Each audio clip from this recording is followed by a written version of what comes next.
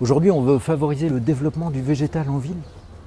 Mais pour moi, la ville, c'est tout sauf du végétal.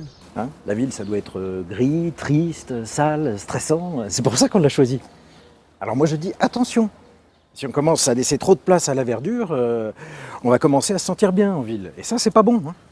Les gens vont commencer à faire n'importe quoi. Ils vont s'allonger dans l'herbe, ils vont pique-niquer avec leurs enfants, ils vont respirer des fleurs, enfin, n'importe quoi. Faut quand même mesurer là où ça peut nous emmener, cette histoire de végétal. Là.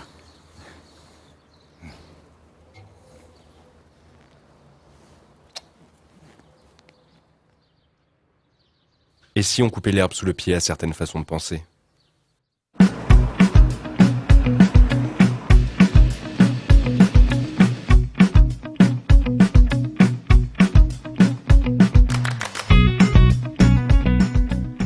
Le principe, c'est de laisser faire au départ l'enherbement tout en le maîtrisant. La technique, c'est de végétaliser, en fin de compte, les stabiliser.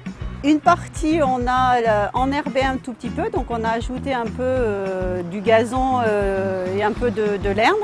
Alors nous, aujourd'hui, sur la commune, on a décidé de favoriser un enherbement spontané. Et nous avons laissé depuis maintenant 3-4 ans la nature s'installer sur ce site. Et nous avons maintenant une végétation maîtrisée.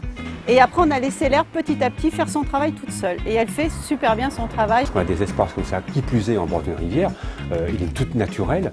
Et je me demande d'ailleurs comment on n'aurait pas pu y penser plus tôt. Auparavant, notre cimetière était entièrement recouvert de pouzzolane. Le cimetière, donc ça c'est un point très très sensible pour les gens. Pour eux, si l'herbe pousse, c'est un peu à l'abandon. Donc il ne faut surtout pas. Le cimetière, on ne peut pas l'abandonner. Nous avions fait un premier essai pour voir un petit peu en haut du cimetière, pour voir la réaction un petit peu de la population. Et moi, chaque fois que j'ai rencontré des gens, je dis notre cimetière est beaucoup plus beau qu'avant. C'est un lieu très minéral, donc on arrive petit à petit à apporter du végétal. Les gens s'habituent et maintenant, sont très contents de voir des rosiers fleuris et puis un petit peu d'herbe ci et là. Ça passe parce qu'il y a déjà tout l'apport des fleurs. L'herbe retient les eaux. Et les eaux s'infiltrent naturellement dans le sol et on n'a plus à revenir, quoi. On a réfléchi que la tondeuse qui allait tondre ça avait une certaine largeur de passage. Les endroits où elle ne pouvait pas passer, on a mis de la fleur en pied de caveau qui nous permettent d'égayer un peu ce cimetière. Plutôt que de penser que sable, que enrobé, on pense aussi herbe, systématiquement, pour que ce soit plus facile à l'entretien. On avait une allée qui était assez large.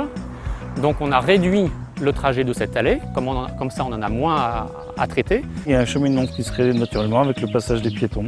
Tondre les mauvaises herbes dans un gazon, on ne les voit pas, puisqu'on les tond régulièrement et donc elles ne prolifèrent pas. Je préfère nettement les bordures en herbe plutôt que du sable. On laisse enherber pour que ça soit plus joli en fait, plus joli et plus facile d'entretien en fait. Même s'il y a l'entretien mécanique qui se fait ou autre, on n'a plus le produit chimique qu'on venait appliquer auparavant et donc voilà, on y gagne aussi au niveau de la santé.